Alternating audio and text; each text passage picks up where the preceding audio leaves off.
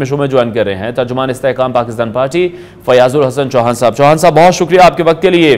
पाक फौज ने जिस तरह से कोर्ट मार्शल का आगाज किया है, बहुत बड़ी कार्रवाई है, इससे ये बात तो कंफर्म हो गई है कि इदारे से बड़ा कोई नहीं है, इदारे से बड़ा ताकतवर कोई नहीं है। बिस्मिल्लाहिर्रहमानिर्रहीम। मैं ये समझता हूँ कि पाकिस्तान के 77वें यौम आज़ादी से 2 दिन पहले Hafiz general Syed Asim Malik, chief of the army staff, ने एक बहुत बड़ा पैगाम अपने इस अमल के जरिए से दिया है कि पाकिस्तान से आगे कुछ भी नहीं है। जीवे जीवे पाकिस्तान, राज दुलारा पाकिस्तान, आग का तारा पाकिस्तान, अव्वल व आखिर पाकिस्तान, सबसे पहले पाकिस्तान। किस तरह कि 70 साल की हिस्ट्री में पहली दफा किसी इतने पावरफुल रिटायर्ड जनरल, साबिक DG ISI को इंतजामी, सियासी और मुआशी करप्शन के इल्जाम के अंदर जनाब उसके खिलाफ कोर्ट मार्शल होने लगा है। और फिर दूसरी चीज सिर्फ इस इल्जाम पे नहीं है, दूसरा इल्जाम ये है कि रिटायरमेंट के बाद भी उनके मामलात बड़े मशकूक थे, एम्बिगुअस थे, सस्पिशियस थे जी।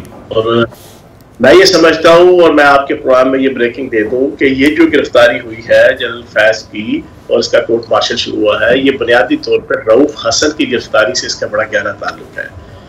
रऊफ हसन की जब गिरफ्तारी हुई थी तो उनके कंप्यूटर, उनके मोबाइल से ये चीजें साबित हुई थी कि जनरल फैज अभी तक तहरीक इंसाफ के साथ और तहरीक इंसाफ के साथ जनाब राब्ते में थे, और जितनी तहरीक फसाद फिल अर्ज है जो 2.5 साल से चल रही है, उसके पीछे दामे दरमे सुखने जनरल फैज का हाथ था।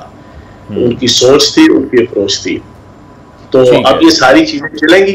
और मैंने तो कल रात को एक ब्रेकिंग और भी दी है एक टीवी चैनल में, आपके प्रोग्राम में भी मैं ये बता दूं कि 9 मई से चंद दिन पहले जनरल फैज की जो टीम थी, जो पूरे पाकिस्तान के अंदर अभी भी एक्टिव है और पिछले 2.5 साल से एक्टिव थी एक पैरल एस्टेब्लिशमेंट के तौर पे, उसके 2 कर्नल जनाब 9 मई से पहले पूरी डिटेल के साथ मिले थे बानी तहरीक इंसाफ को समान पार्क में जी।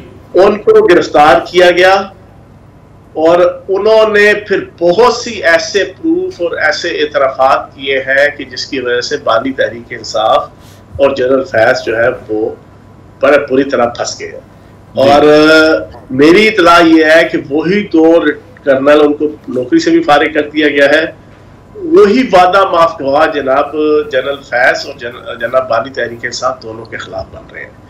ये वो अवामिल थे जिसको जानते हुए बानी तहरीक इंसाफ को पिछले 1 महीने से माफी की जो गजल और माफी का जो पाड़ा बार बार पढ़ रहे थे, उसके पीछे बुनियादी ये वजह थी। ठीक है चौहान साहब, वजीर दिफा ने भी इस हवाले से अपनी एक इंटरव्यू दिया है और उनका ये कहना था ख्वाजा आसिफ का कि 9 मई में भी जनरल फैज के मुलव्विस होने के इम्कानात हो सकते हैं, और अगर वो 9 मई में मुलव्विस हैं तो फिर इसकी जो कड़ियां हैं वो आगे भी कहीं जाकर मिलेंगी, वो अकेले नहीं है इसमें। यार देखिए, बुनियादी तौर पे 3 का टोला था पिछले 4.5 साल से जो पाकिस्तान के ऊपर। बुशरा बीबी थे, बानी तहरीक इंसाफ थे और जनरल फैज थे। इन तीनों ने मिलकर पाकिस्तान की सियासत, माशरत, सकाफत, तमद्दन, इंतजामिया, फौज, अदालत, हर मामले में जनाब चीजों को सबूताज किया है। और बेतहाशा चीजें हैं। उस जोर को सबने देख लिया जो तुमने सरे बाजार किया, उस जुल्म को दुनिया क्या जाने जो तुमने पसे दीवार किया। अभी तो आपका टॉप सिटी हाउसिंग स्कीम का एक है ना, इस तरह के हजारों केसेस आपको नजर आएंगे कि जो बानी तहरीक इंसाफ, बुशरा बीबी और जनरल फैज, इन तीनों ने कुछ फर्दन और इंफरादी तौर पे और कुछ इकट्ठे कोलैबोरेशन के साथ वो इन्होंने ये सारे काम किए हुए हैं। और सबसे इम्पोर्टेंट चीज ये है कि जब आपने एक फौज, अपना अदारा, आप भी फौज का मैकेनिज्म जानते हैं, मैं भी फौज का मैकेनिज्म बड़े अच्छे तरीके से जानता हूँ कि फौज के अंदर ये तस्वर पहले नहीं था जिस किस्म की अब फौज के अंदर बगावत 26 नवंबर को, 9 मई को, ये 2 दफा तो बगावत पैदा करने की कोशिश की गई जी। जो लॉन्ग मार्च था 26 नवंबर का, पाकिस्तान की हिस्ट्री में नहीं हुआ कि किसी फौजी आर्मी चीफ की तैनाती का वक्त आया और उससे पहले पाकिस्तान में ये एक लॉन्ग मार्च का माहौल रचाया गया हो और एक सारा जनाब इस अंदाज से दबड़ कुसड़ करके आर्मी चीफ अपनी मर्जी का कोई बाहर का बंदा, हुकूमत से बाहर का बंदा, वो जनाब लगवाने की जनाब कोशिश कर रहा हो। पीछे सारे का सारा यही जनरल फैज और ये सारा नेटवर्क था। तो अब ये सारी चीजें चलेंगी। ठीक है। और जिस तरह से ये कहा जा रहा है कि रिटायरमेंट के बाद भी फैज हमीद साहब जो हैं वो जोड़ तोड़ करते रहे हैं, इन साजिशी अनासिर के साथ वो मुलव्विस रहे हैं, अभी भी ये कहा जा रहा है बहुत सी कुव्वतें हैं जो फैज हमीद को बचाने की कोशिश कर रही हैं, आपको लगता है कि बचा पाएंगे? यार आप मुझे एक चीज बताएं कि पिछले 2.5 साल से जो बानी तहरीक इंसाफ को बचाया जा रहा है, उनकी हर कत्लो गारत गरी, गुंडागर्दी, बदमाशी, petrol bomb, Shahzad Bukhari DIG पे हमले, जुडिशल कमीशन के ऊपर हमले, हाई कोर्ट के ऊपर हमले, इंतजामिया के ऊपर हमले, पुलिस के ऊपर हमले, मुखालफिन के ऊपर हमले, जत्थे गिरोह, मार धाड़, सारा कुछ 2.5 साल से जमानत दर जमानत, जमानत दर जमानत, 20-20, 25-25 जमानतें जेल के अंदर। मैं वजीर जेल खाना जाता रहा हूँ, मुझसे ज्यादा कौन जेल के कवानीन जानता होगा पाकिस्तान की मौजूदा सियासत और सहाफत के अंदर। जितनी फैसिलिटीज मिली हैं सारी 99% अबव द लॉ है, 99% मावराए कानून है, 99% मावराए आइन है, लेकिन फैसिलिटी मिल रही है, अदलिया के जरिए से मिल रही है। इंतजामिया, अदलिया, ब्यूरोक्रेसी, सहाफत के अंदर ये जो बड़े बड़े आपको नाम नजर आते हैं, सारे जनरल फैज के दौर के भर्ती किए हुए एंकर और तजिया निगार, जिनको सुबह दोपहर शाम उनकी मोहब्बत का और उनका दर्द जनाब उनके दिलों में और उनके जनाब जगह जगह जनाब उठता है, और जनाब सारा दिन वो बोलते हैं जनाब जुल्म हो गया। अब आप देखें ना, बरतानिया के अंदर सिर्फ 5 दिन जनाब आपके नस्ली फसादात हुए। इन 5 दिनों के नस्ली फसादात ने पाकिस्तान की सहाफत, सियासत और अदालत सारों का मुंह काला करके रख दिया। किस तरह उनकी अदालतों ने और उनकी पुलिस ने एक दिन नहीं लगाया, 48 घंटे 48 घंटे अदालतें जनाब जागी रात को, पूरी रात। और जो लोग video, RTO, CCTV camera, Facebook, Insta, TikTok और एक्स पे जिसने कमेंट्स तक दिए, पोस्ट चढ़ाना तो दूर की बात, हेटेड किस्म के कमेंट्स भी दिए। अगलों ने घर में घुस के कुत्ते लेके, कुत्ते घर में घुसे, उनकी पेंटों से नंगा करके उनका अंडरवेयर तक उतार के, मैंने खुद वीडियो देखी है, कुत्ते छोड़े उनके ऊपर और पकड़ के उनको जनाब अदालतों के सामने लेके गए, और अदालतों ने 2-2 साल, 6-6 महीने और 8-8 साल की सजाएं। ये इस तरह वहां पर कोई व्लॉगर नहीं आया, इमरान रियाज, वहां पर कोई साबर शाकर, वहां पर कोई पाकिस्तान से भागा हुआ या पाकिस्तान के अंदर का कोई व्लॉगर जिसने हकूक इंसानी, आजादी इजहार राय, आजादी जमहूरियत और माओ बहनों बेटियों की जनाब दुपट्टे उठा लिए, माओ बहनों बेटियों के घरों में घुस के, किसी ने वहां पर इस किस्म का व्लॉग नहीं किया जी। और बिल्कुल चौहान साहब आप दुरुस्त फरमा रहे हैं, जिस तरह से जुडिशरी पर सवालिया निशान उठते आए हैं, एक और तनकीद भी की जा रही है, सवालिया निशान उठाया जा रहा है कि 1 साल से ज्यादा का अरसा गुजर गया, 9 मई को भी हुए, उसके बाद फैज हमीद साहब का जो नाम था वो हमने किसी FIR में नहीं देखा, किसी प्रेस कॉन्फ्रेंस में नहीं देखा। अचानक से तमाम चीजें मंजर आम पर आ रही हैं, या बैकएंड पर फिर काम तो उस पर चल रहा था और कड़े जो सबूत हैं वो इकट्ठे किए जा रहे थे, इस तरह की किसी भी कार्रवाई को हतमी शक्ल देने में? देखिए, बैकएंड पे सारा काम हो रहा था। फौज का एक असूल है कि फौज जब फील्ड मार्शल कोर्ट मार्शल करती है, तो कोर्ट मार्शल करने से पहले बड़ी डिटेल के साथ उस विक्टिम को, उस मुल्जिम को, उस मुजरिम को पूरा मौका देती है कि जितना अपने आप को तू बेगुनाह साबित कर सकता है कर ले। तो पूरा प्रोसेस चलता है। जब वो सारा प्रोसेस कंप्लीट हो जाता है और एक बंदा 100% गिल्टी, जनाब वो एक स्पाई से लेके एक जनरल तक, जब वो गिल्टी साबित हो जाता है, फिर कोर्ट मार्शल का आगाज शुरू होता है। तो इनके खिलाफ भी पिछला साल, 1.5 साल पूरी चीजें चलती रही हैं। जब सारी चीजें साबित हो गई, इनको मौका दिया गया कि आप अपना आप जनाब साबित कर लें, नहीं हो सका तो उसके बाद आपका कोर्ट मार्शल स्टार्ट हो गया। ठीक है चौहान साहब, नामवर सहाफी हामिद मीर साहब की भी एक स्टेटमेंट है, कल मैं वो देख रहा था, उनका ये कहना था कि फौज के बहुत से ऐसे सर्विंग अफसरान हैं जिनके नाम फैज हमीद साहब पाकिस्तान तहरीक इंसाफ की टीम को बताते थे कि सोशल मीडिया पर ले जाकर इनकी जो इमेज है वो खराब की जाए। ये एक इल्जाम भी उन पर लगाया गया है और उस हवाले से भी काफी सबूत अब मंजर आम पर आ चुके हैं। तो यार, जिस बंदे का आपने नाम लिया, मैं उसका नाम लेना अपने मुंह से जाना दोबारा नहीं करता कि उसको आप कोट करके आप बात करें। उसका तो एक काम ही एक है कि पाकिस्तान की फौज के अंदर गाड़ पैदा करना और पाकिस्तान की फौज के खिलाफ जनाब आवाम के जहनों में नफरत पैदा करना, झूठ के जरिए से, फ्रेम और फ्रॉड के जरिए से, उसको आप छोड़ें। लेकिन हकीकत ये है कि जनरल फैज ने एक पूरा नेटवर्क बनाया हुआ था, एक पैरेलल एस्टेब्लिशमेंट का।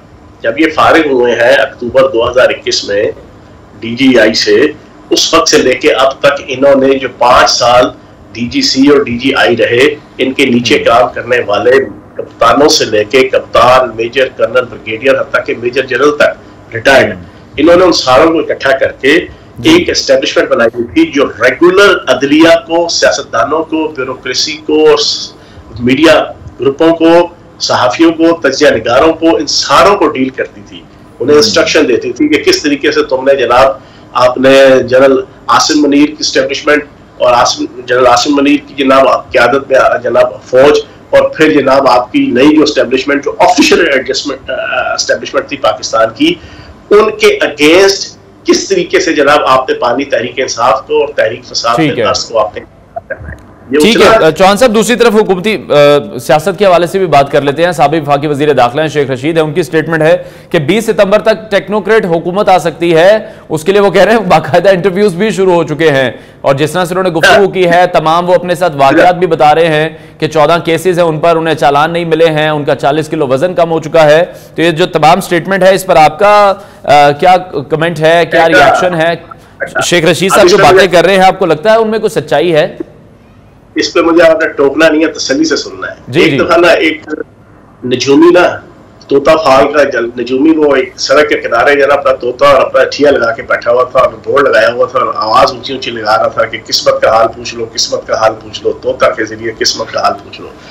एक बंदा आया, उसने टका के उस बंदे के कान के नीचे, नजूमी के नीचे 2 थप्पड़ लगाए, 3। नजूमी ने झंझला के कहा तूने मुझे मारा क्यों है?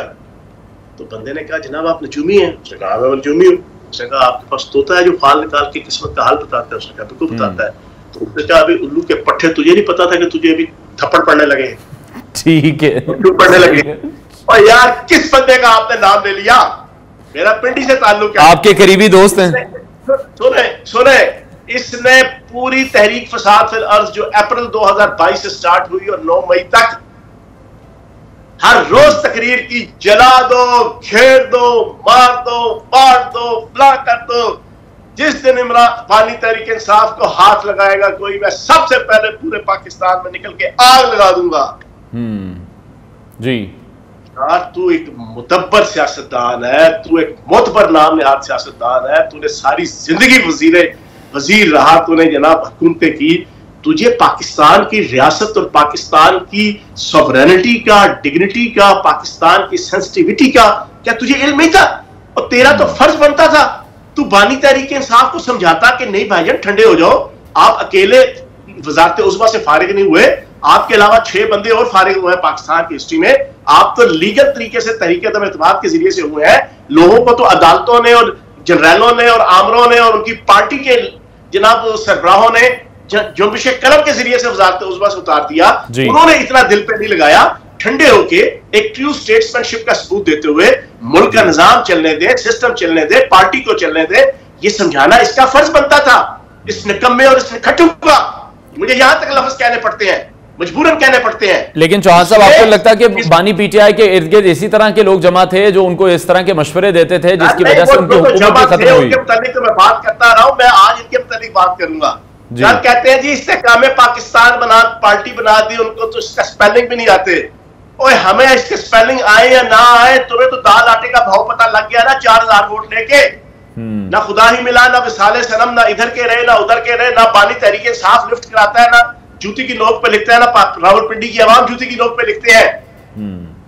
तुम्हें तो दाल आटे का भाव पता लग गया ना, मुनाफकत करके, रियासत के साथ बिगाड़ के, रियासत के साथ दगेबाजी करके, पाकिस्तान के साथ दगेबाजी करके, और उस अदारे के साथ जिसके गमले में और जिसकी गोद में बैठ के तुम्हारे जैसा 2 टके का सियासतदान, वो इतना बड़ा हीरो पाकिस्तान के अंदर बना दिया गया फौज और एस्टेब्लिशमेंट के साथ सदके। तुमने उसी फौज और एस्टेब्लिशमेंट की इज्जत को पामाल करने के लिए इस शख्स के, ये तो खुद तो चलो एबनॉर्मल था ही था वो शख्स, और तुझे तो अल्लाह ने अकल दी थी ना, तू तो समझाता। अब बातें करता है जनाब मेरा वजन कम हो गया, माफी मांगता है हर पेशी पे। और हमने भी तो पेशी भुगती है, मेरे पे भी 14 पर्चे हैं। मैंने तो कभी च्याऊ च्याऊ म्याऊ म्याऊ नहीं किया पिछले 1.5 साल से कि मारे गए, लुटे गए, हाय बेड़ा गर्क। हालांकि मैं तो इनको छोड़ भी चुका हूं, मैं तो यजीद के लश्कर में हुर का किरदार अदा करते हुए इनको छोड़ने के बावजूद 14 पर्चे झील रहा हूं। मैंने तो कभी मीडिया पे आके जनाब रोने नहीं रोए, मारे गए थे, लुटे गए,